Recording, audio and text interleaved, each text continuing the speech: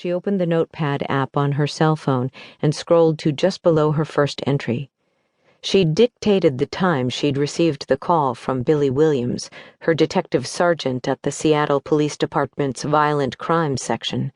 She hit the microphone button and said, "Time, 5:45 a.m., parked on Beach Drive Southwest near Cormorant Cove." Williams had called roughly 20 minutes earlier. Dispatch had received a 911 call about a body in Puget Sound, and the skull of death hung from Tracy's cubicle. Literally, a fake skull the detectives hung on the cubicle of the homicide team on call. In this case, Tracy and her partner, Kensington Rowe. Williams had said he was still gathering facts, but someone had reported finding the body near Cormorant Cove, which was just a few miles from Tracy's rented home in West Seattle's Admiral District.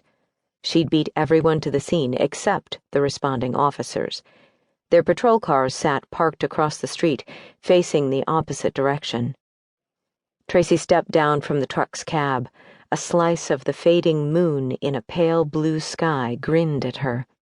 The temperature, already pleasant, meant another day of unpleasant heat. With 6 days above 90 degrees, this June was shaping up to be the hottest on record.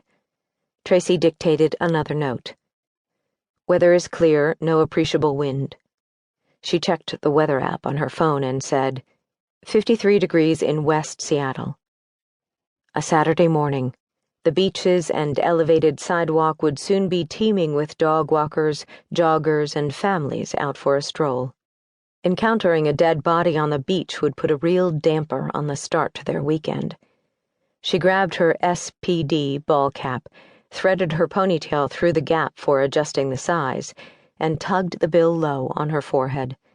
Next came the 50 SPF sunscreen, which she rubbed on her arms, neck, chest, and face.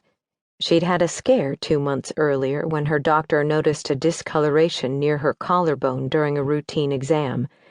A subsequent trip to the dermatologist revealed skin damage, but no cancer. The joys of getting older.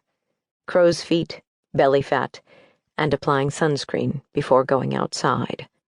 She jaywalked to the 3 black and whites, 2 sedans and an SUV, parked in front of the Harbor West apartment complex.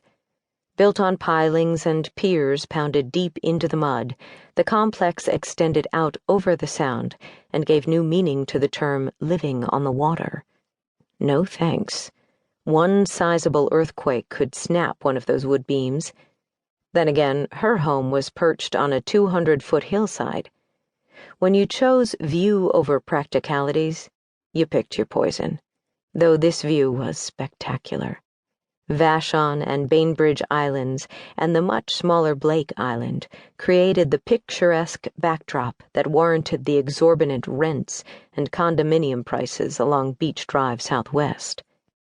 3 uniformed officers on a footpath watched Tracy's approach from behind black and yellow crime scene tape. Tracy didn't bother showing them her shield.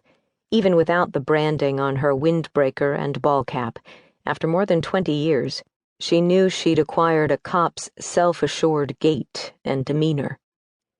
"Tracy," a female officer said. She also remained Seattle's only female homicide detective, and she'd recently received her 2nd Medal of Valor for a high-profile investigation and capture of a serial killer known as the Cowboy. Frankly, she could have done without the attention.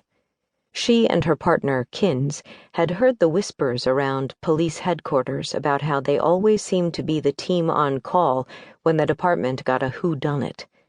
The insinuation that their captain, Johnny Nolasco, was feeding them cases was more than absurd. Tracy and Nolasco got along worse than those women on the Housewives of Wherever television shows. "Katie," Tracy said. Katie Pryor worked out of the Southwest Precinct. She was one of the many officers Tracy had trained to shoot to pass her qualifying exam. "How are you?" Pryor asked.